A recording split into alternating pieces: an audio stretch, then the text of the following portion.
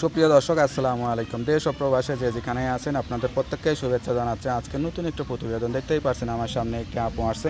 আপুটা দেখতে শুনতে অনেকটাই সুন্দর, অসহায় মলিন একটা মুখ। আসলে কি হয়েছে তার জীবনে, কেন প্রতিবেদনে আসছে, চলুন কথা বলেই জানার চেষ্টা করি। আপু আসসালামু আলাইকুম। ওয়ালাইকুম আসসালাম। আপু আপনার নাম কি? শিউলি। শিউলি। আপু কেমন আছেন আপনি? ভালো আছি। এবারে কে কে আছে? মা আছে আর ছোট ভাই আছে। আচ্ছা আচ্ছা, তাহলে আপনাদের সংসারে খরচ টরচ কে চালায়? আমি চালাই এখন বাসা বাড়ি কাজ করি। বয়স কত? 16। এখন কি চিন্তা বা কি আশা করে আসছেন প্রতিবেদনে? যে আমার মার দায়িত্ব নিব, আমার দায়িত্ব ছোট ভাই দায়িত্ব তার কাছে নিব। সবার দায়িত্ব নিতে হবে, তাইলে বিয়ে করবেন? তো বিয়ের বয়স তো এখনো হয়নি, তো এখনই বিয়ে করতে চাচ্ছেন কেন? এমনি কষ্ট করে। কষ্টের ভিতরে আছেন বলে বিয়ে শাদী করতে চান, তাই না? যে আপনার স্বামী হবে তারও তো মা বাবা আছে, আপনার মা সবাইকে মিলে কি চালাইতে পারবে সংসার? শুধু আপনাকে বিয়ে করে নিলে আপনার মা দেবে না বিয়ে?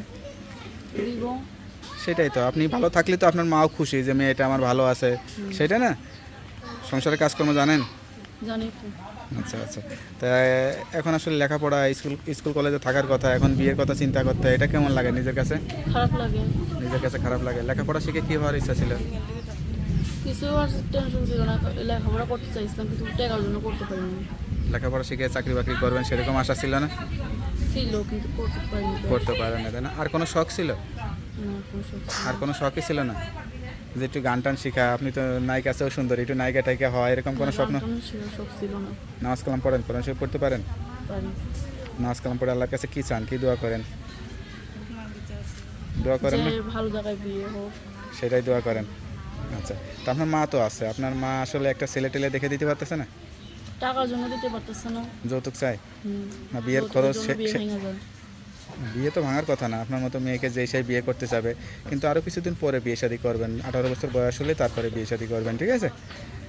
তা কেউ যদি সরাসরি আসতে চায়, দেখা সাক্ষাৎ করতে চায়, সঠিক তথ্য পাবে তো? আচ্ছা, তো আপনার সঙ্গে কীভাবে যোগাযোগ করবে? নাম্বার আছে। নাম্বারটা মুখস্থ আছে? নাম্বার তো নাম্বারটা আমার কাছে দেন, আমি দেখে বলে দিই। হ্যালো বিয়ার, শুনতে পারলেন এক অসহায় গরিব ঘরের মেয়ে, বাবা নাই। বাবা থাকলে হয়তো লেখাপড়া শিখে নিজে একটু ভালো কিছু করতে পারতো বা ভালো একটা ঘরে বিয়ে হতো। এখন অভাবের কারণে বিয়ে হচ্ছে না। সব কিছু জেনে কেউ যদি যোগাযোগ করে বিয়ে শাদী করতে চান, এই নাম্বারে যোগাযোগ করবেন। তো নাম্বারটা খোলা থাকে তো? সবসময় খোলা থাকে। যাক, নাম্বারটা খোলা রাখবেন, আর যত কষ্ট হোক সত্য কথা বলবেন, সত্য দিয়ে জীবন সাজাবেন, ঠিক আছে? আর কিছু বলতে চান? আর কিছু বলছি না। আর কিছুই বলবেন না? না। আচ্ছা, তা ঠিক আছে। কেউ ফোন দিলে যোগাযোগ করে বিয়ে শাদী করে সংসারী হয়ে যাবেন। ঠিক আছে। নামাজ কালাম পড়ে আল্লাহর কাছে চাইবেন। তা ভালো থাকেন, দোয়া করি। আসসালামু আলাইকুম।